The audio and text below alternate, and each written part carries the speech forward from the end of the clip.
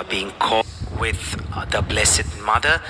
We are praying and meditating on the different Marian apparitions and the messages that come along with those apparitions.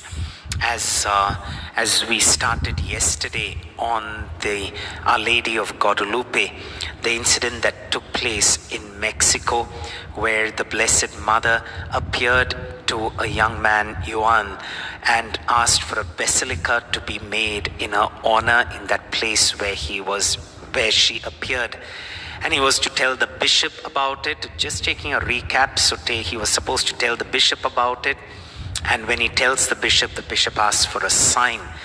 And that is when he asks the Blessed Mother, and the Blessed Mother sends him up to the summit. There he finds roses that never bloom in the winter, and he takes the roses and he places it in his tilma, or the cloak, and takes it to the Blessed Mother. She rearranges all the roses for him, and he carries that to the bishop. When he opens the tilma, or the cloak, and he shows it to the bishop, there amongst the roses, where the roses was, is this beautiful picture of Our Lady of Guadalupe. And yesterday's reflection, we heard about certain miraculous understandings of this picture, especially how well it is preserved. The material is made out of cactus, and even after all these years, 500 years, it's still perfectly without any kind of damage to that particular cloak or that tilma, which is a near impossibility. Today I continue and speak about the scientific evidences connected to this, or the science that is reflected in the beautiful picture of Our Lady of Guadalupe. Using computer program, astronomers and scientists, they discovered an arrangement of the stars. So if you see the picture of the Blessed Mother, Our Lady of Guadalupe, you see her mantle, and on a mantle you see certain dots. Those dots are stars. And that constellation, all those stars actually reflect or reveal a constellation.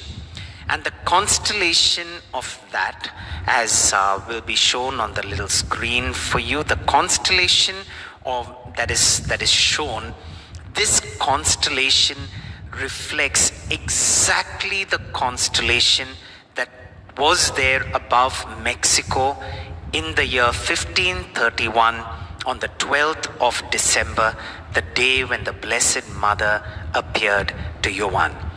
On that very same day, the constellation that was there in the sky is actually reflected on her mantle. The stars are in the same constellation. Exactly at 6:45 in the morning, that constellation, exactly the same way it is reflected on the mantle of the Blessed Mother, and on different places as well. Now, to understand how Mary's head is even tilted, the constellation of the stars are understood not geocentrically, that is not from the viewpoint of the earth. You understand how the stars are placed heliocentrically, that is from the vision of the sun. So based on the sun, you understand where the stars are placed. The earth is leaning towards the sun 23.5 degrees. Mother Mary's head in that picture is leaning perfectly and exactly at 23.5 degrees. And if a reflection and an understanding, just as the earth leans towards the sun at that angle, the same way all of us lean towards the Son of God, the center of everything. And that is what the Blessed Mother is indicating over there. And besides that, the three specific constellations that are found in the mantle and on that picture of the Blessed Mother, one is Around the head of the Blessed Mother is the Corona constellation. Corona means crown, and Our Lady's crown is there on that picture. Though it is not visible physically, it is the constellation of the stars that is there. It is the Corona constellation, her crown visible through the constellation. Not only that, the constellation around her womb is the Leo constellation. And Leo means lion. The Lion of Judah is reflected on her womb in the stars. Then the constellation around her heart is the Virgo constellation. Virgo means virgin, the heart of the virgin. All these three constellations that are seen in the picture of Our Lady of Guadalupe are indications of who she is as the mother, as the Queen of Heaven, as the Virgin Mother, and the center of it all is Leo, that is the Lion of Judah, Jesus. All these are scientifically approved by the astronomers and the scientists, understanding the picture of Our Lady of Guadalupe. Besides that, Professor Ojeda does his theory, his mathematical theory. He finds the Kepler's triangle in this. What is the Kepler's triangle? The Kepler's triangle has what is called as a golden ratio. The golden ratio is usually used by architects and artists whenever they are trying to get a perfectly proportionate structure. They will use a Kepler's triangle on that picture or whatever they are trying to make to get the proportions perfect. So the golden ratio is right the center of around which everything else is built. In this picture of the Blessed Mother of Guadalupe, the Kepler's triangle is right at the womb of the Blessed Mother. And we know the picture of Our Lady of Guadalupe indicates that the Blessed Mother is pregnant.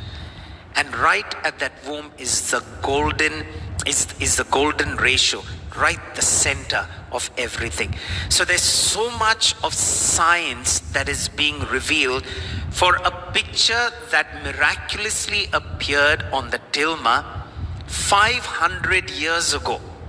We are not talking about something now. 500 years ago.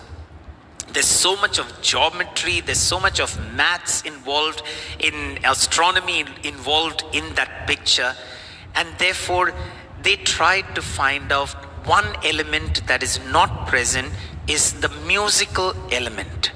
And so Professor Ojeda used his mathematical calculations, and he divided the tilma along the single vertical seam.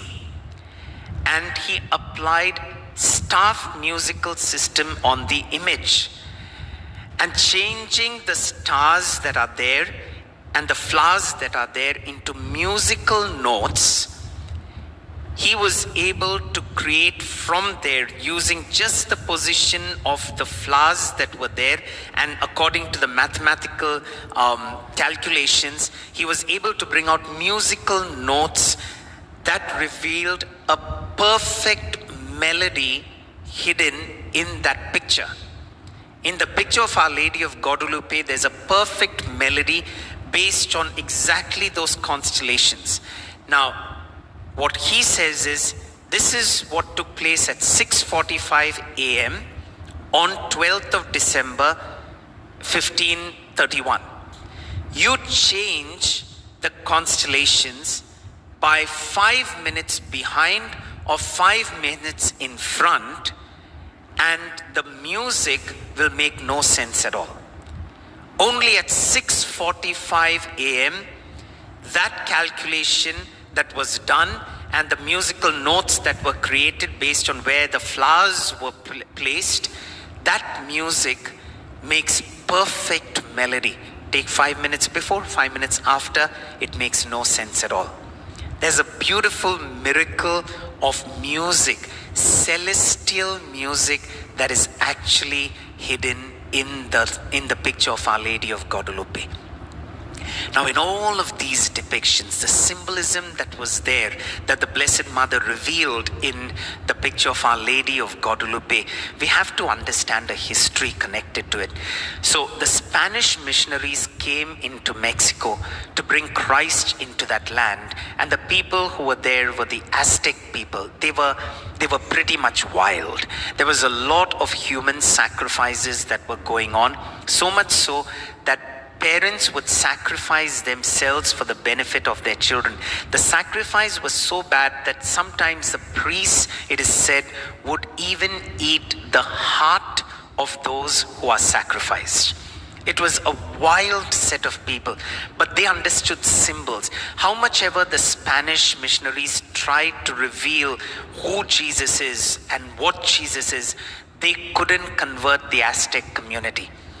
And it is Juan, the first, Saint Juan Diego, who is the first convert from that community, who was given this revelation of the Blessed Mother. And in that picturization, there were certain things that the Aztec community would only understand. What were they? One, I've always thought about the color tone of the Blessed Mother's mantle. One of the reasons why I never actually liked the picture of Our Lady of Guadalupe was because of that color. It's a bluish green.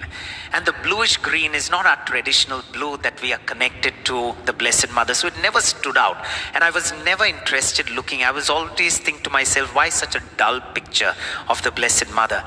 But that color tone for the Aztec people was meant only for royalty.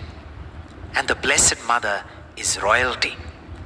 Then there is the cincture on her stomach. The cincture is a black cincture.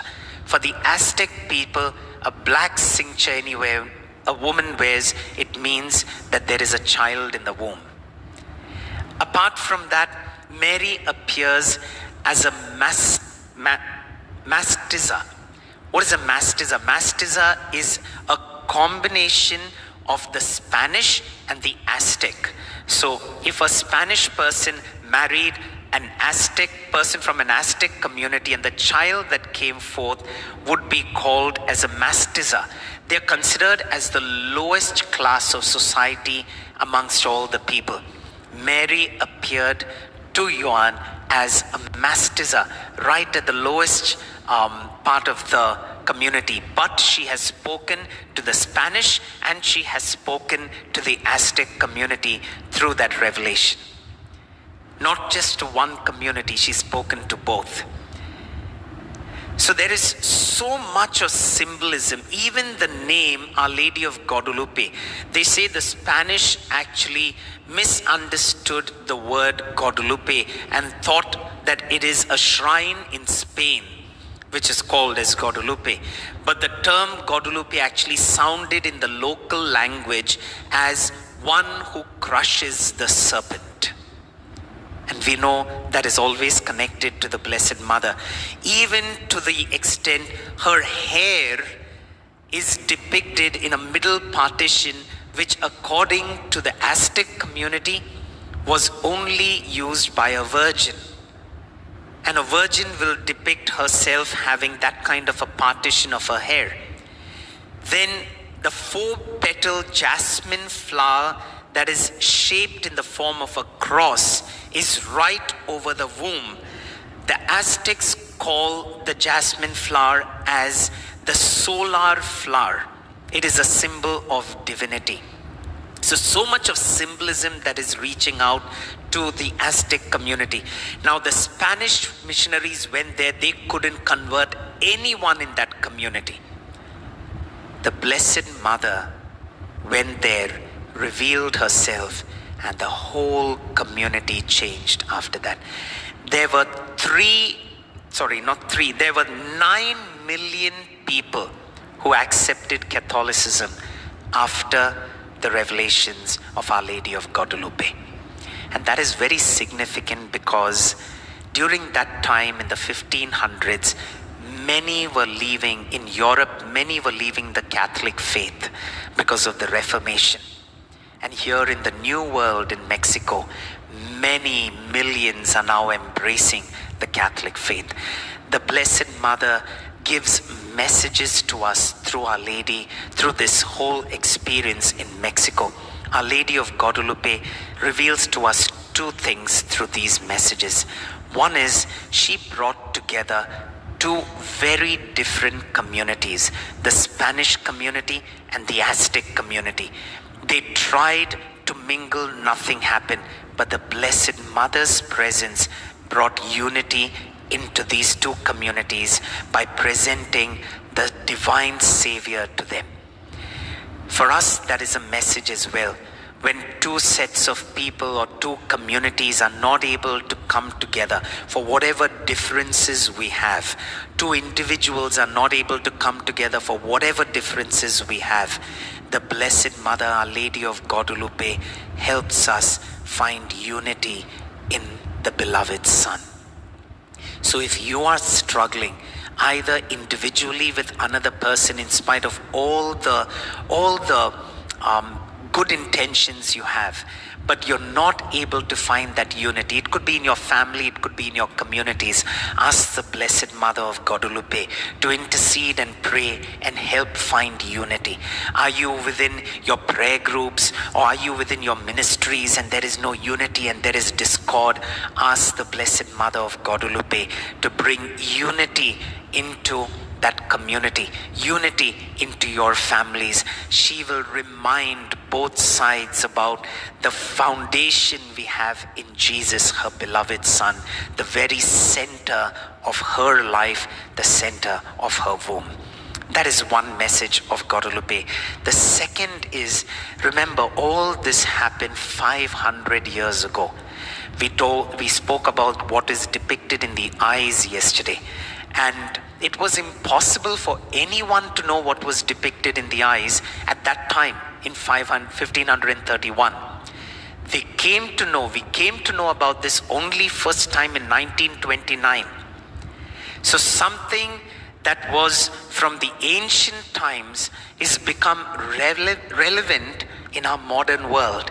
All this science that we have mentioned about the constellation of the stars, the musical notes and all of this, all hidden behind this beautiful image of the Blessed Mother, is actually a reminder to our modern world. One, that the Lord is far, far ahead of us.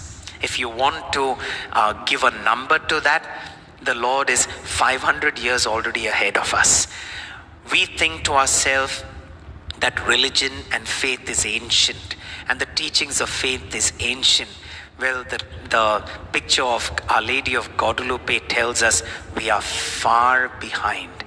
She is speaking to the modern world in terms that we understand, in the science that we understand. Something that was depicted in 1531 is understood only today, in the 19, 20, 21st centuries. So she's speaking to the modern world, and that is her message. She's telling Jesus is not restricted to any particular time in the past, and we shouldn't look down on what Jesus is teaching us as things of the past or for the ancient world. Very, very relevant for our world today. Now, when we are going to enter into these moments of prayer and asking Our Lady of Guadalupe to intercede for us, we're going to play the celestial hymn that is hidden behind the picture of Our Lady of Guadalupe. So we're going to play that. It'll be around 4 minutes long. We're going to play that. During that time, I want you to offer your prayer intentions, asking for Our Lady of Guadalupe to intercede and pray.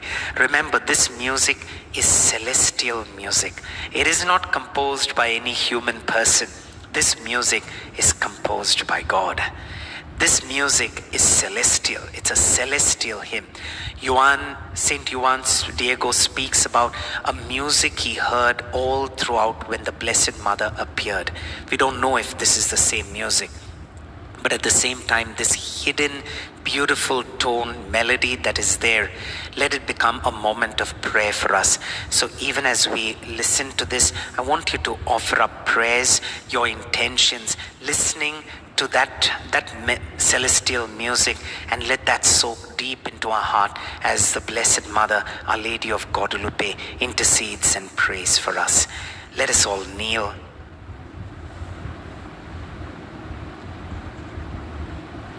And let this music touch our hearts as we offer prayers in the midst, as we lift our prayers in the midst of this celestial music. Offer your prayers as we pray.